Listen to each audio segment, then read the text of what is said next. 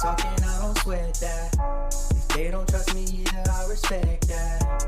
But she need down the ride, oh, I bet that. Ooh, I slide for my people, don't forget that. Don't forget that, don't forget that. Ooh, I slide for my people, don't forget that. Don't forget that, don't forget that. Ooh, I slide for my people, don't forget that.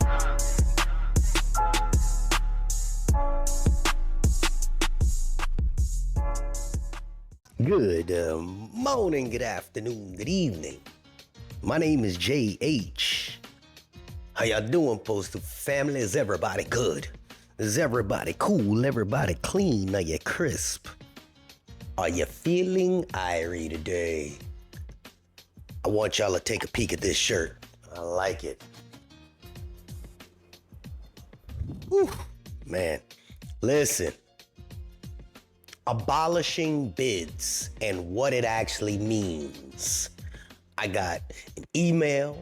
I got some text messages. I'm going to read them. These are from you and about the craziness that's happening at the SNDCs, at the RPDCs and the 123s and the ABCs. And yes, let's talk about it. Somebody wrote, they abolish our bids and place us in a standby room. You have clerks on the floor working 10 to 12 hours alone. They have no jobs for us at the moment, yet they are hiring. You see this little picture right here? Pow. Yeah, that picture right there, that picture is the room where people are sitting for 10 to 12 hours. These are postal workers. Now, how deep does this go? Well, let's take a look. So my partner, my friend, my partner in crime, I can't say the person's name, but they said to me, sent 35 plus new workers. Or workers. They have never worked automation or haven't in 20 plus years.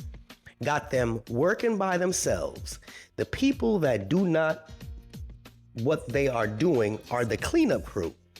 But how are you giving them overtime when they have no clue what they're doing?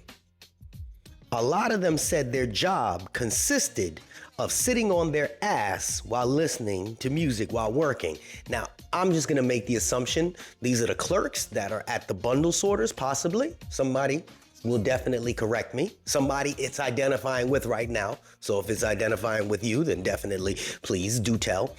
And they had you guys like flipping stuff over so that the machines could read it and you were sitting down. I'm guessing that's what it is. And I asked him a question and he said, they are the NDC people who, yes, I'm reading exactly how I wrote it, so bear with me. Yes, we're on the sorters, but they are closing down the building and they didn't want to send them to the other facility. You got people who didn't sign for their retreat rights. Now, Jay don't know what retreat rights are. Okay, I could find out, but that's something that somebody in the comment section is going to definitely explain because that's what my postal family does. Y'all explain things and maybe I can get the information, take it, and then in my next video act like I knew what I was talking about because you gave me the, that's what I do. Retreat rights let them go stay in a room sitting on their hands because they can't touch mail, but give them Saturday and Sunday off. Now, this was from somebody that writes to me. That other post that you see with the picture is from somebody on a Facebook group, and I don't have Facebook, and somebody else sent that to me, and I'm like, wow, this is really happening. And this person was texting me beforehand. Don't lose focus here. We're talking about people sitting on their ass. You got 15 to 25 on tour 2, moved to tour 3, but moved some junior clerks to tour 2 from tour 3, gave them Saturday and Sunday off, as well as the 30 plus people you brought over from the NDC, put them on tour 2, sent most senior clerks on to tour 3, to the mail recovery on tour 3, which is an extra 30-minute drive for some and then add traffic because all your tour 3 at mail recovery was sent to Palmetto. The grievances are being filed left and right. Let me tell you something. DeJoy knew what he was doing when he threw this out there. It was just pure foolishness and clusterfury and everybody going crazy, right? Can you fathom you being career about 3+ years, maybe 4 or 5, hell, 7, and you had this cake bid where you up there and you just, as he clearly said, sitting on your ass, or they said, sitting on their ass for a whole tour, and now you're forced to literally sit on your ass on those chairs that I showed you?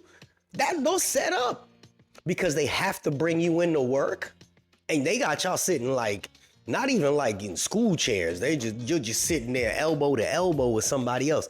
This is what's happening. Elimination or abolishing bids. I don't want to say I told you so I'm not. Okay, no, this is not the joke about it. But you have a job. But this is what's pushing people out. People gonna be, I'm not going to work to sit there for 8 to 10. Yo, that's crazy. Can you imagine that? So apparently because the job itself, they didn't eliminate people. They're not firing people, but if they eliminate enough jobs, then what happens? You got people that are jobless. I guess they become unassigned regulars. Now, there's plenty of people here that are in the union that can basically break this down for me. But this is what the union agreed to. They're not going to lose these people, but they're pushing them in situations where they're giving them pretty much an ultimatum. Hey, you're going to be forced to go and drive 30+ minutes to the next place to go do the job. Forcing them in that scenario, and if they choose not to, what happens at that point? People end up quitting. That's what's happening. Now, you can go back 3-4 months, you can go back 6 months, you can go back almost to a year. And I kept saying, hey, this is what's gonna happen. And now people are writing me, telling me this is what's happening. Obviously, it's happening at a couple different locations right now. We just spoke about the clerks at the station. We just spoke about the mail. Honestly, I think the carriers are good. I mean, y'all got a sucky ass contract. Well, actually, I don't have no contract, but you'll always be needed. But at this point, truck driver bids are getting blown out the door. We don't even know what's happening with that. I know that they're getting rid of some contractors, and then we're supposed to be getting those bids from what I'm told. I was told that we couldn't drive more than a 50-mile radius in the tractor trailers up to 50 or 60 miles. But now there's something saying that the drivers can they can obtain bids that are up to an 8-hour run. So let's just say, shits and giggles, you live in Dallas, Texas, okay? Whatever's 2+ hours away. I don't know if you get to Houston from there. My mind ain't working. You got to go from Dallas to Houston and then maybe over to another part of Texas and back in a triangle. And that's just one time out going around. They're allowing us to do that. When? I'm not sure yet, but they're not overnight bids. They're just, or over, OTR. They're considered just any drive that can be performed within 8 hours.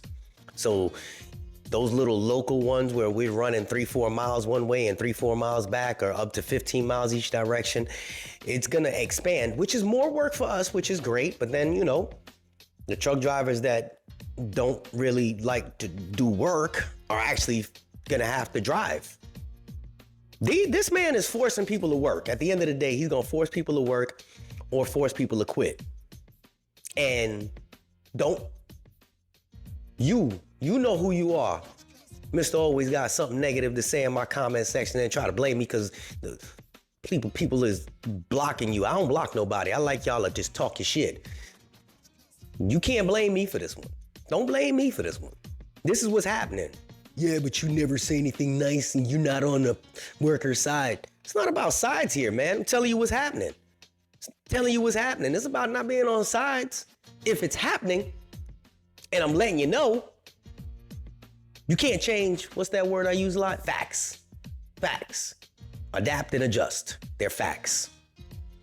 Adjust quickly. Figure out what's going on.